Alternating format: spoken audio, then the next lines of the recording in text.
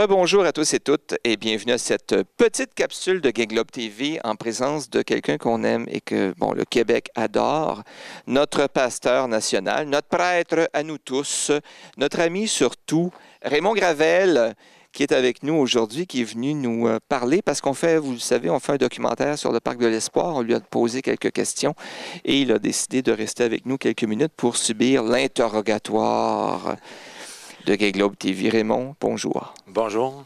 Écoute, je sais que tu es pressé, je sais que tu es venu en courant, mais c'est formidable d'être venu comme ça nous voir à la dernière minute. Je t'en ai parlé vendredi. Tout le monde le sait que, dans les revues gays, tu écrivais dans la revue Le Point, tu participais à une chronique qui s'appelait Grandes questions aux penseurs, questions philosophiques aux penseurs, puis tu faisais partie d'un petit comité il y avait toi, il y avait Jean-Luc Romero, le député français, il y avait Michel Giroir quand tu n'es pas trop occupé. Il y avait qui? Il y avait moi, évidemment. Puis on se posait des questions d'actualité, puis on traitait ça dans des angles qui nous sont personnels. Moi, ce que j'aimerais savoir, j'ai vu, c'est facile de voir comment est-ce que cette chronique-là était populaire, parce que sur les sites web d'hébergement, on voit cette chronique-là sortir en premier continuellement. Les gens adoraient ce qu'on disait. Mais c'était des bonnes questions aussi, toutes simples, là, mais des questions qui concernent des sujets d'actualité sur l'homosexualité, souvent, les relations des homosexuels avec la société, avec le monde en général. Moi, j'aimais ça, répondre à ça. T'aimais ça? Oui, parce que je trouvais qu'il y avait une logique dans ça. Tu sais, je me dis, si on veut redonner la dignité aux personnes homosexuelles, si on veut les considérer égales avec toutes les autres, mais je pense qu'il faut répondre à ces questions-là. À un moment donné, il y a une logique dans ça. Te souviens-tu quand on abordait certaines questions qui étaient peut-être un peu à contre-courant aussi, quand on disait est-ce qu'il existe encore des causes à être défendues par les gays? Te souviens-tu de celle-là? Oui, je me souviens. Vaguement, là. Ouais. Puis on avait des questions qui allaient à contre-courant du milieu communautariste gay, c'est évident.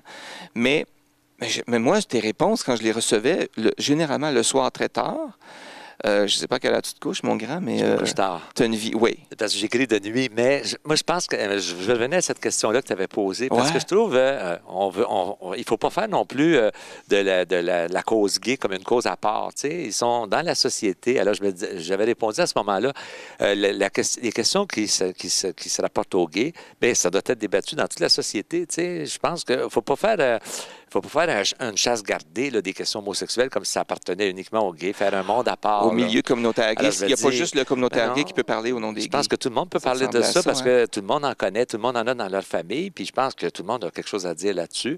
Puis moi, j'ai de la misère un peu lorsqu'on fait des ghettos, ghetto gay, ghetto autochtone ou ghetto ci. Je pense que c'est des gens qui doivent s'intégrer, puis ils sont intégrés dans la société, alors il ne faut pas les mettre à part non plus. Alors je pense que c'est des questions qui concernent tout le monde. Mais là, je t'écoute parler, puis tu me rends nostalgique de cette belle époque où on avait ça. Nous autres, on faisait ça religieusement depuis presque 8 mois. Ben oui, à peu près. Ça fait un bout qu'on n'a pas écrit. Qu'on ne l'a pas, l'actualité nous empêche de le faire, tout le monde sait pourquoi.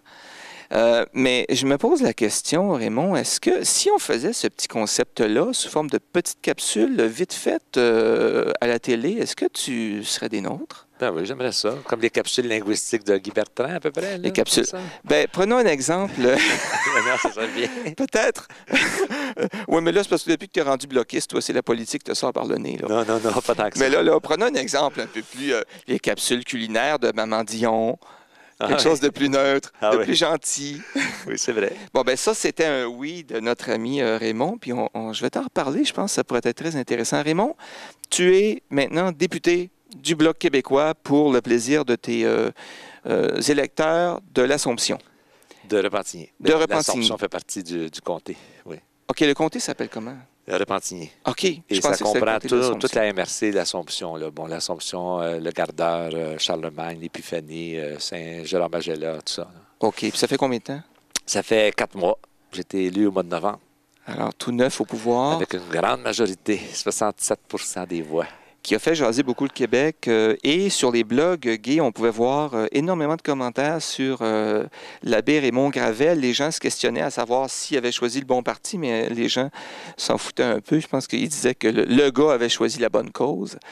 Oui, c'est une expérience. En tout cas, c'est une belle expérience. Hein? Ça me fait voir le monde autrement.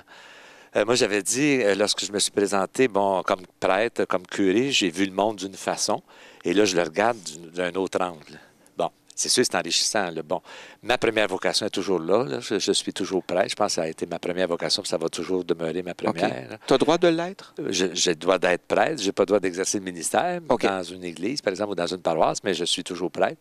Et c'est sûr qu'à un moment donné, je vais revenir au ministère, bon, parce que c'est ma première mission.